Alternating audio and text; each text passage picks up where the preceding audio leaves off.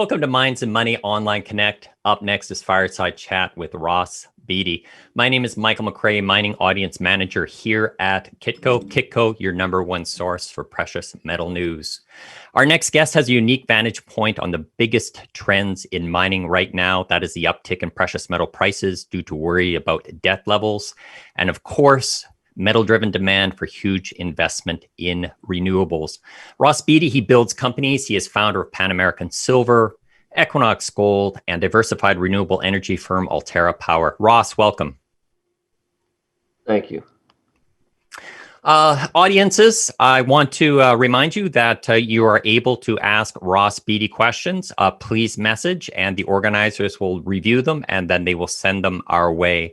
Ross, let's start with gold. We're having a bit of a wobble right now, although I do see that spot prices have been up today. But can you talk about where we are on this precious metal uptick?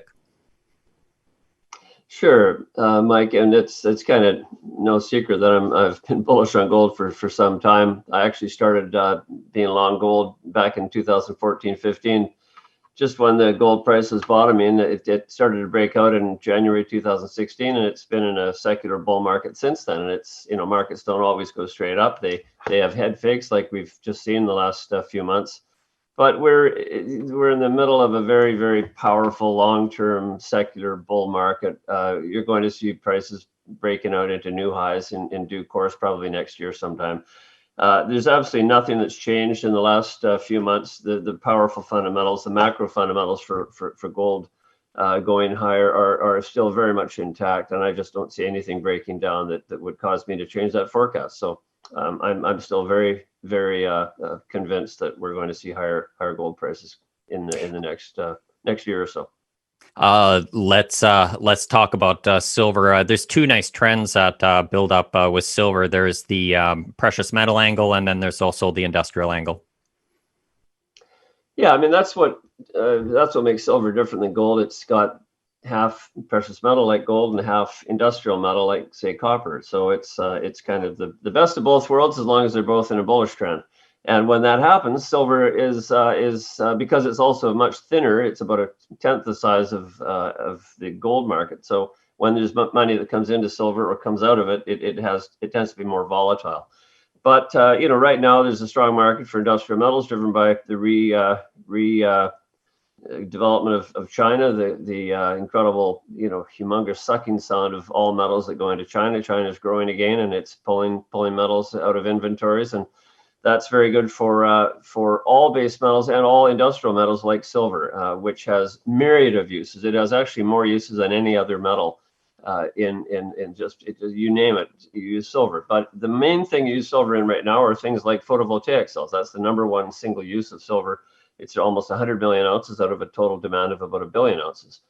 But beyond that, all industrial products, all electrical products use silver. Computers, batteries, you name it. It's an antiviral product. It has a lot of antibacterial as well capabilities. Of course, it develops film, and it's a beautiful thing to hold as jewelry, and it reflects beauty. It's actually a great mirror. It makes great mirrors. So silver's got a lot of things. So when the industrial metals are doing well, silver's going to do well. And precious metals do well, silver's going to do well.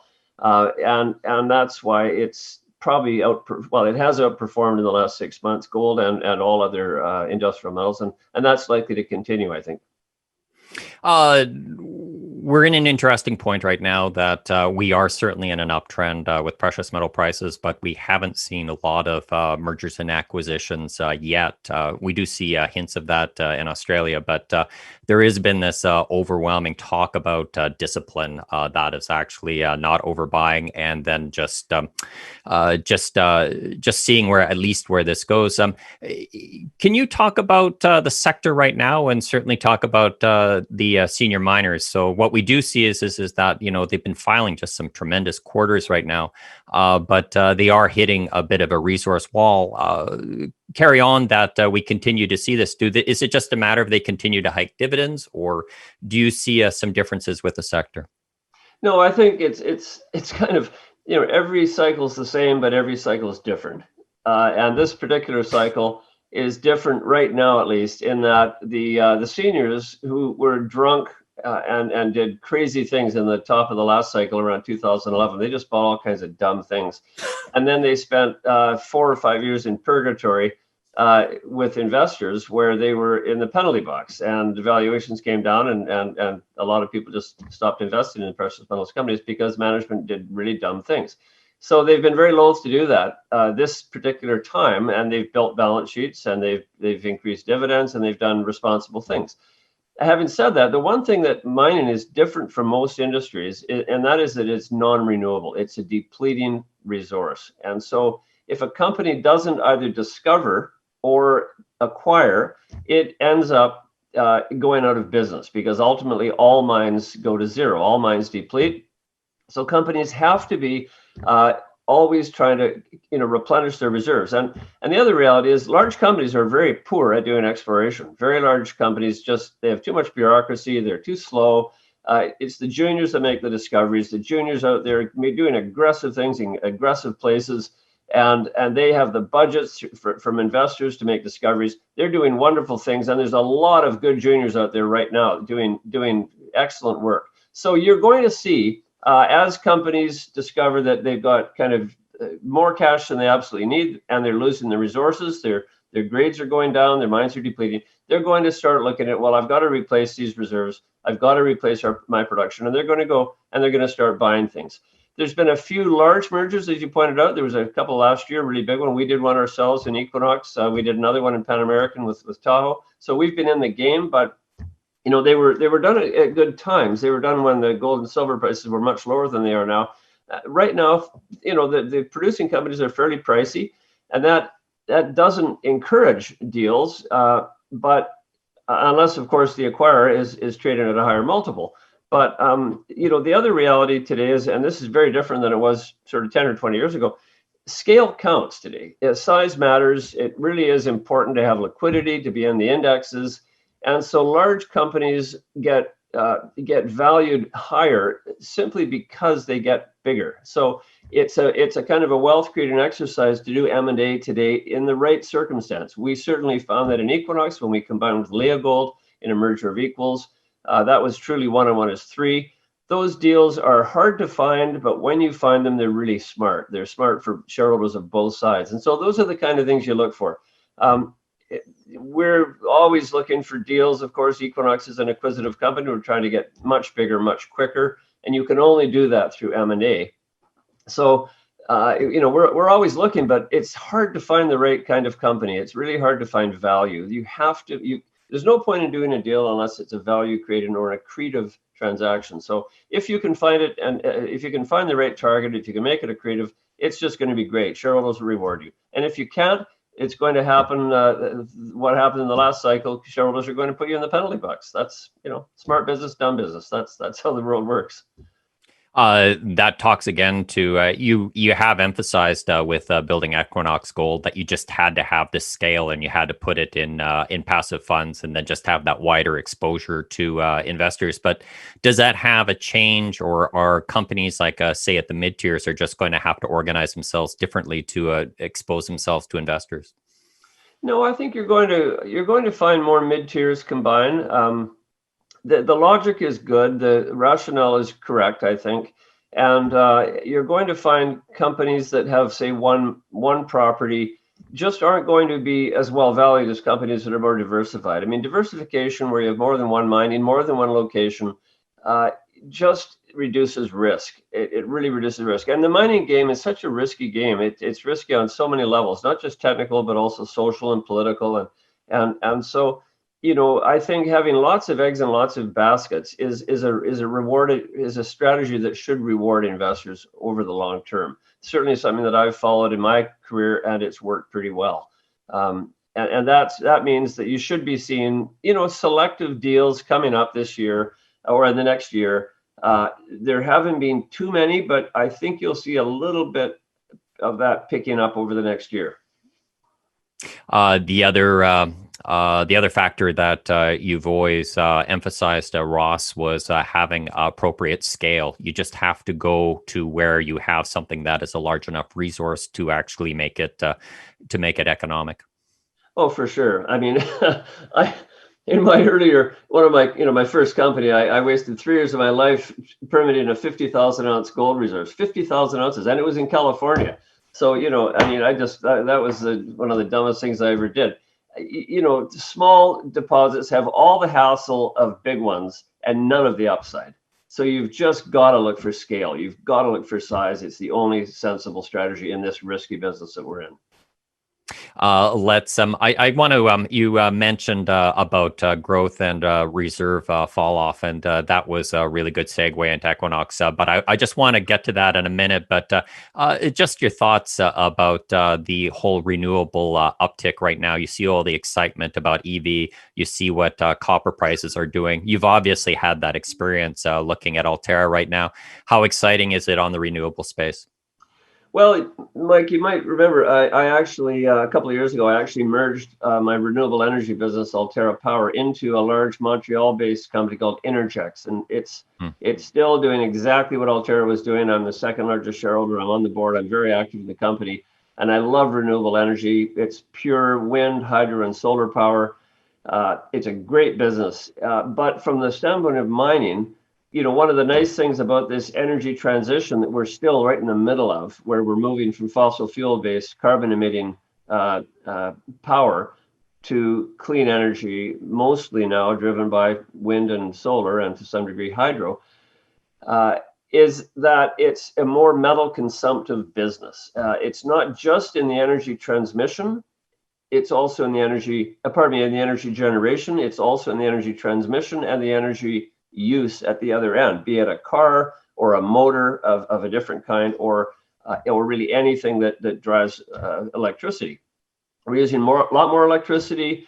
It uses more copper. Of course, then the next leg of this energy transition is batteries, is moving into storage, better storage facilities, and that's really the leading edge right now of this energy transition is batteries, not just for cars, but also for large volume utility scale power generation. And they use a lot of metals. I mean, it's obviously lithium, it's copper, manganese, magnesium, aluminum, just about every metal in the periodic table, and a lot of the non-metals. So it's wonderful for metal consumption, and you see that driving things like copper right now. Some incredible voracious demand coming out of Asia, driven mostly by China, and you're going to see that increasingly coming from really everywhere in the world that is going to go more renewable. It just uses a lot more power and is going to go to electrical transportation, electric cars, electric trucks. Every single time I hear the word electricity, I think of the word copper, and I think of silver, and I think of course, batteries. You think of lithium, you think of vanadium, all kinds of metals that are going to be very much more used in this energy transition that we're in the middle of right now. I want to pin you down on that because I would just like, there's just so many metals you hear about in the renewable space, and you just go down all of the rare earths. You hear about lithium, you hear about cobalt, you hear about nickel, and then there seems to be substitution, and then there seems to be different battery chemistries. Sulfur. Is there any metal that you're looking at in the industry that sticks out at you that Yeah, I mean, I've got an investment in a company called Strategic Resources that has a lot of vanadium. It's got a bunch of vanadium properties, and that's kind of its niche. And I'm really going to be interested to see whether vanadium flow batteries become important in certain specific areas of large-scale power storage. So that's something I'm keeping a close tab on. I actually tried to look for cobalt. I tried to get into a cobalt game a couple of years ago, because cobalt is really a fabulous metal in batteries, for high density batteries for cars, for example. But you know what I found out, Mike? There just isn't enough cobalt in the world. It's in a tough place. Mainly, it's in DRC, which is a nightmare to work in, and there's just not enough elsewhere in the world to make those batteries into large scale batteries. So that's why Tesla has substituted away from cobalt. It's a great metal, but there just isn't enough of it in the world. So I don't think cobalt is ever going to be a really significant battery metal the way it has the potential to be. And that's why you've really got to look at every single metal separately. And there's going to be winners and losers like everything. And at this moment, I actually don't. The one metal that will be a winner, of course, is lithium, which is good because it's cheap, it's extremely abundant. I don't think the price is going to do much, but I certainly think it's there's enough lithium in the world to make lithium batteries a long-term storage solution. But there will be lots of other ones too, and it's as you said, nickel, you name it. There's batteries and higher demand for most metals in this energy transition that we're in, which is good for the mining industry.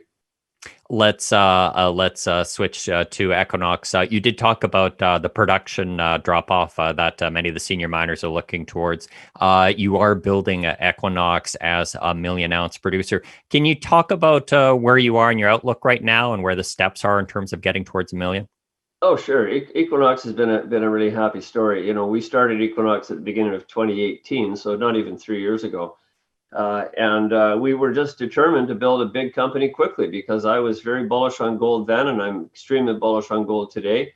And when you have a rising, price, you want to build your production base as quickly as you can. You want to build your reserves as big as you possibly can, because the bigger you are, the more you get exposed to those higher prices. And I certainly am happy that we made the right call.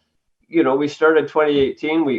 We had no production. We had a development play in Brazil, another one in California. We just went out and bought a mine. It's been a really great purchase. Then we built a mine in Brazil. Then we built a mine in California. Then we combined with Leogold that brought us a mine in Mexico and 3 other mines in Brazil. So that's how we've grown. We now have 7 mines, and it's 25 million ounces in gold reserves and resources. And I mean, it's just a fabulous way for investors to play the gold price. And the investors have rewarded us. The stock's done well. The company's in fantastic financial shape right now with a great team of people. I think we have something like 6,000 employees now, 7 mines in 3 countries, and we're on track for hitting that 1 million ounce production base in a year or so. So we're so far so good. We've had a little sort of a bump in the road, I would say. We had one of our mines in Mexico, the one that we inherited from Leogold, that we've had some community problems there, and it led to a blockade, and it's been kind of frustrating, but we'll get over that soon, I think, and it'll get back to being the very successful mine that it's been for a long time. You're talking about the November 20th announcement just around Los Filos in Mexico? Yeah, Los Filos is the mine in Mexico. Yeah, a local community, one of the 3 local communities. They didn't want to. They didn't like, I guess, our agreement that we had, that we inherited, and so we've been trying to renegotiate it, and it's been kind of difficult. We're dealing with just kind of an unusually complicated situation there. It's something that's been around for a long time, and as I said, I'm very, very confident we're aiming for a long-term solution here. We're not just going to have a short-term fix on this. We really want to try to get a reasonable position with the community. Most communities are pretty reasonable. I think we've got 18 mines now in 11 countries between Pan American and Equinox, and we've never had a problem like this. And it's sort of like I kind of equate it to dealing with unions. Most unions are pretty reasonable, but every so often for whatever situation, you got a situation where you have a strike, and that's kind of the situation we're in. But as I said, mines are wonderful generators of value for local communities and thousands of people. And if you don't have the mine, you don't have that revenue base that provides so much sustainable development for so many people. So there is a lot of if you do it right, you've got to do it right. And I guess that's really what we're working on in Mexico right now. We've been pretty successful with that strategy really everywhere I've worked. And we just have to get it right, and that's what we're really trying to get that long-term solution, as I said, in Mexico to make that happen. We'll get it done. I see that we're closing in on our last minutes here, Ross. But when I talked to you last, that was I think it was quite a while ago. But you're talking about Equinox Gold as being your capper. That was going to be kind of your kind of topping things. And is it? But again, there must be a lot of excitement in this industry. Are you still doing this, or what's your views right now? Yeah, Equinox is my swan song. It's the company I want to kind of go out with a bang on and really build something of lasting value. I want to get into more philanthropy and quite frankly, move into other chapters of my life. But it's been great. And when you started 15 or 16 companies, it's not like it's kind of like Elizabeth Taylor's eighth husband. It's hard to be different. But you've got to, at some point you've got to move on. And so it's definitely in my future. I'm not going to start any further companies after this one, but the most important thing is to make Equinox a really successful company. And I would say so far so good. We had a last minute question here, and that was somebody looking for an outlook or a price on silver. Do you have a forecast? I don't have a forecast. I just am bullish on it. Silver is a great metal. It's a beautiful metal. It has wonderful uses, and it's just a great thing to. I just feel so lucky to be one of the world's largest silver producers, to provide metal for all of these myriad uses in our world, and ditto for gold. I should talk about what are we the junior space right now. We did see a lot of funding that came through them, which was really happening with the quantitative easing that we saw in the spring that came through. But I do worry again about we have seen the flood out of the sector, it looks like right now, with investors. But is there a model for juniors that carry forward right now if there seems to be fewer retail investors? Yeah, juniors, it's a different world today for sure. It's a different investor market, absolutely for sure. Yeah, that's why I say scale matters. Getting into the ETF is really important, and you can only do that if you're big and you're liquid and everything else. So it is a more difficult role for juniors. There's not the same number of retail investors. There's not the same number of institutional investors who want to go into that space.